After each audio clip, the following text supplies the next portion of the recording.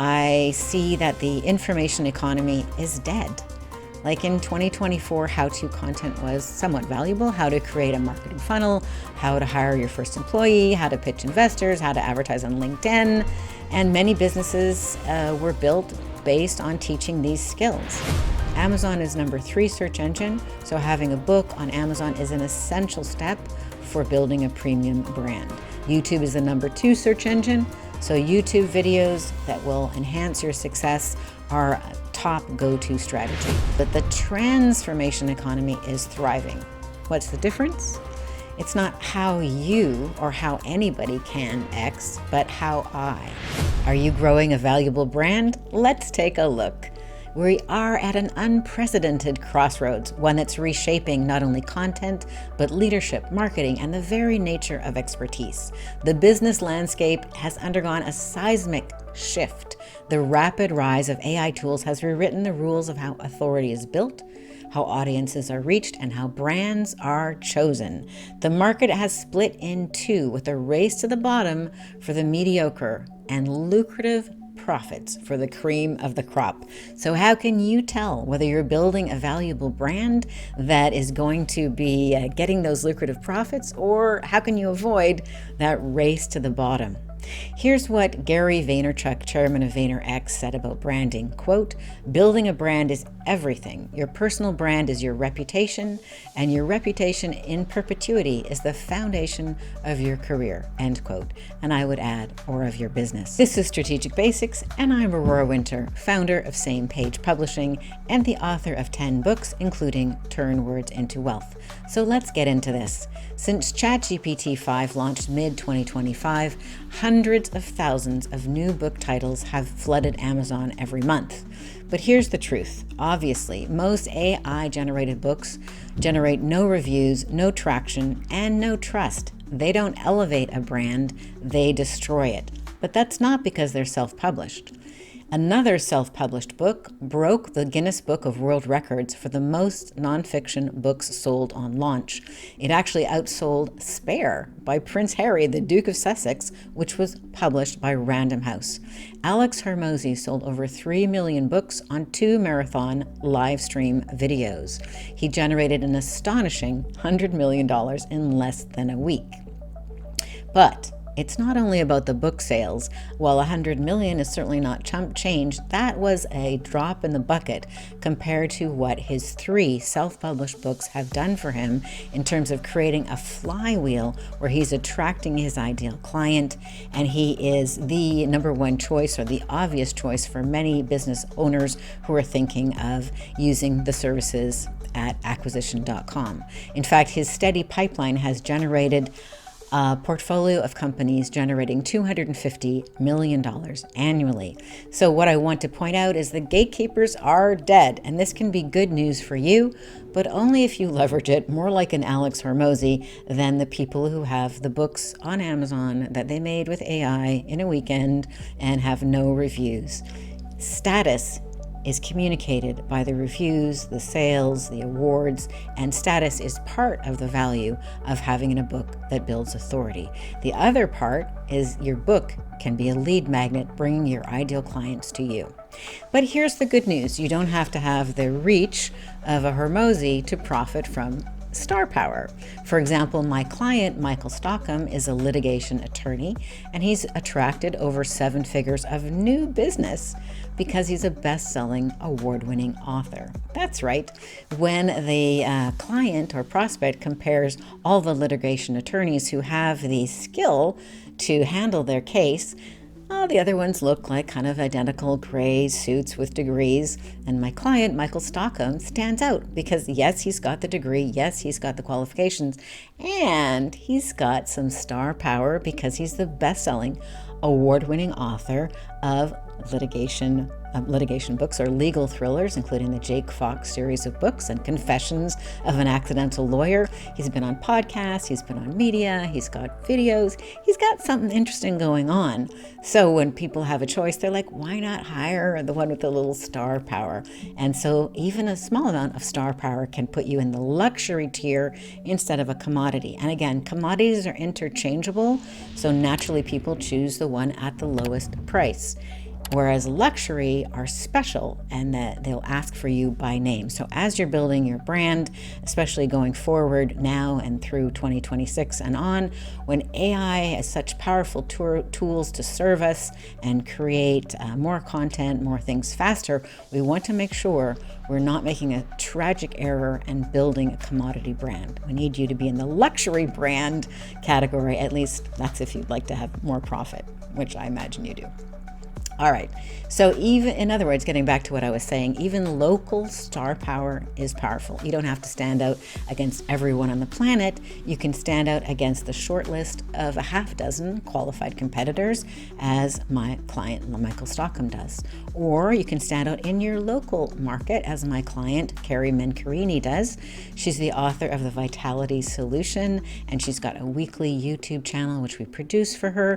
So she has got that star power in her community. She's the only one in her community who has a health spa, who's also a best-selling award-winning author, who's also appeared on radio, on podcasts, on TV, who's also got a weekly channel helping people with health tips. Even a little star power moves you out of that dreaded commodity bucket and into the luxury tier. And that couldn't be more important than it is today in the age of AI. In other words, the market has not flattened, it has split in two. We now have a luxury goods market for the very best and a Walmart market for the rest. If you do average work for average pay, that's not where you want to be. But if you do extraordinary work, then you can be in the luxury goods market. So luxury goods don't operate like other goods.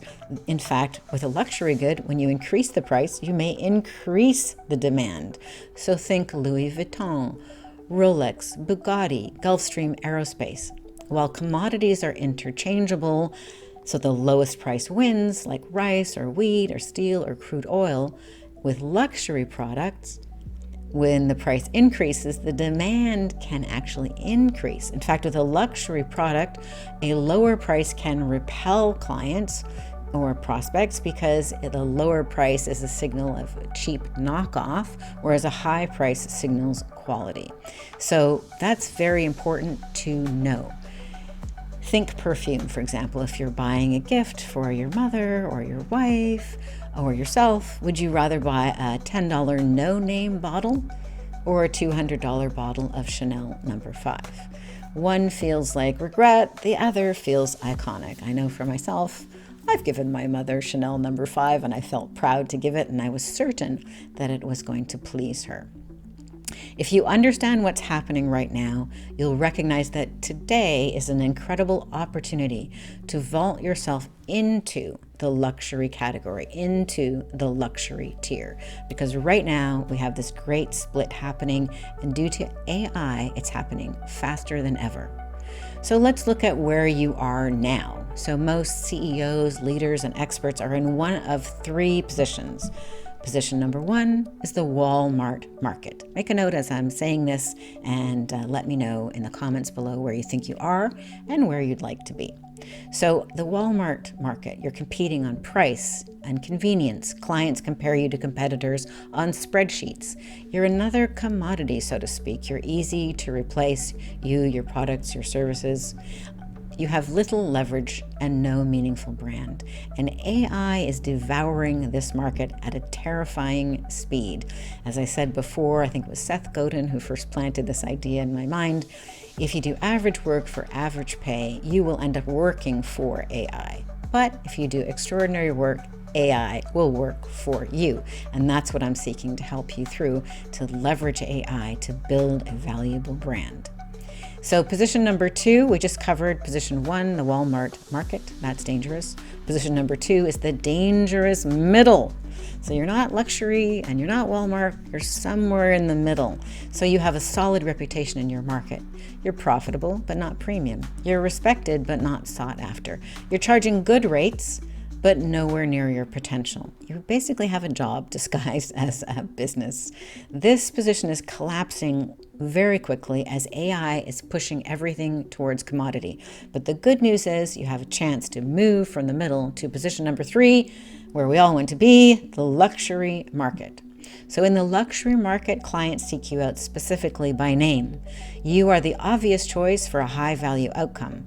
Quality, craftsmanship, and bespoke solutions matter far more than price. You have a waiting list, and you can be selective about clients. You own a valuable, sellable brand and business, and you can improve your exit multiple substantially. This is where real profits and true leverage live. Here's what's happening. The bad news is positions 1 and 2 are collapsing. AI is absorbing the commodity and mid-market tier with terrifying speed. But the good news is you can move from position 1 or position 2 to position 3 with the right strategy right now. And one of the key things that you're going to want to have is your $1 million message. Your $1 million message is the fastest path from the dreaded commodity tier to the very lucrative luxury tier. So your $1 million message can be shared with the masses through your quality book, your podcast appearances, your YouTube channel, and more. In my experience, it's the cheapest and fastest and best way to leapfrog from relative obscurity to thought leader status. So here's the news. Amazon is number 3 search engine, so having a book on Amazon is an essential step for building a premium brand. YouTube is the number 2 search engine, so YouTube videos that will enhance your success are a top go-to strategy. The AI indexes all of the major search engines, so as AEO or GEO, generative engine optimization, replaces SEO, being on Amazon and Goodreads and YouTube are key factors to building your star power and building that luxury brand. Anybody who follows Alex Hormozi, for example, or Gary Vee sees how many videos they've got on YouTube. Yes, they both have a lot of books as well, but they're on YouTube all the time. So it's that 1-2 punch, to book on Amazon, to have credibility, to have status, and then ongoing content on YouTube and other platforms will really help you. So you don't want to create generic how-to videos. This is a really key point.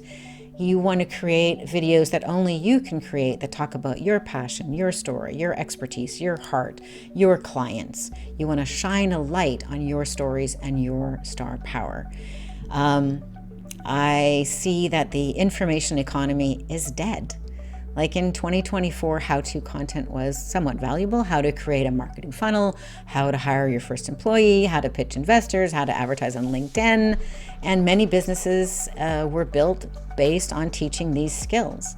But that business model is dead. Think about it. Why would anybody pay $2,000 to learn something they can ask ChatGPT and get a customized answer in a few seconds?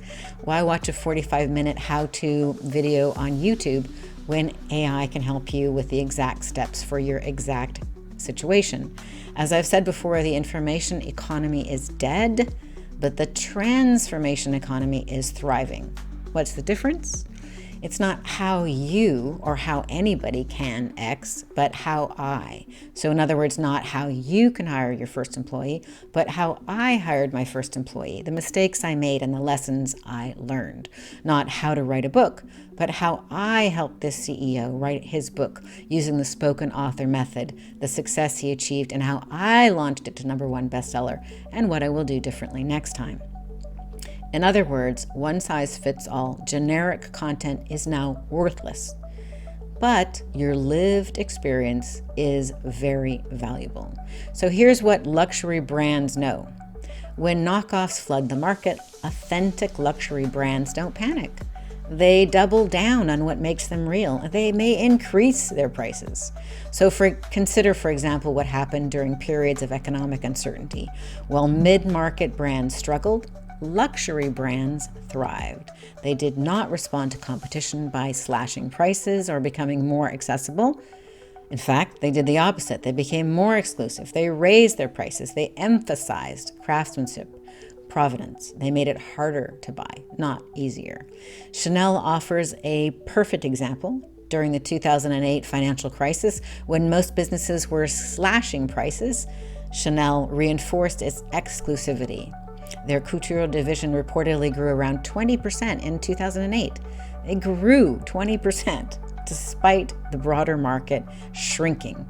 In uncertain times, luxury brands can surprisingly get stronger. Now, I want to be clear here. When I'm talking about Chanel or Ferrari or any brand, it's not about that brand. I'm just trying to help you with pattern recognition. So when you're being thrifty and you're shopping for yourself, of course, you don't want to always be buying the most expensive brand. Absolutely. You want to be economical. But when you are selling, you want to have a brand. You don't want to just be indistinguishable from others. So AI did to expertise what knockoffs has done to luxury handbags. Generic content is now free. That makes genuine expertise with authenticity, with style, and with story more valuable than ever.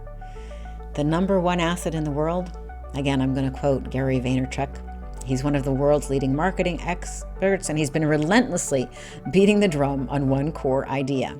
In a talk he recently delivered in Mexico in October 2025, you can see Daily V687, he said something that could change how you think. Quote, "We have 5 to 10 more years to get the number one asset in the world. My friends, the number one asset in the world is not land. The number one asset in the world is not buildings and apartments. The number one asset in the world is not cash. The number one asset in the world is," end quote. How would you finish his sentence? What is the number one asset? It's your brand. Gary V's been talking about this for years. We're going to unpack the full value of branding in a bit, in another video. But for now, let's focus on an essential distinction. Luxury brands and commodities convert attention into revenue in completely different ways. Ferrari is a brand. Milk is a commodity. Both are useful, but they live in different economic worlds. When Ferrari advertises, it drives up sales of Ferrari. When the California Milk Processor Board launched the iconic Got Milk ads in 1993, it boosted sales across the entire milk category, actually boosted sales by 7%, so that was pretty good. But in other words, marketing of a commodity benefits all producers within that category. Attention poured into a luxury brand flows straight back to that brand, and then you can multiply it with the profit. That's the entire game. Attention either drains away or compounds depending whether you're positioned as a luxury or a commodity. AI has just forced this choice. You can no longer occupy the middle. The middle is death. When AI can generate blog posts, emails, and presentations in seconds, what becomes scarce? What becomes valuable? Not information anyone can find on Google or ChatGPT, etc. What becomes valuable is your specific stories, your unique face, your earned wisdom, your distinctive taste and judgment. In other words, your brand. And in the next video, I'm going to talk about how to build that brand and leverage AI to shine a light on your 4 human superpowers. I'm Aurora Winter, and this is Strategic Basics, and I look forward to seeing you on the next video.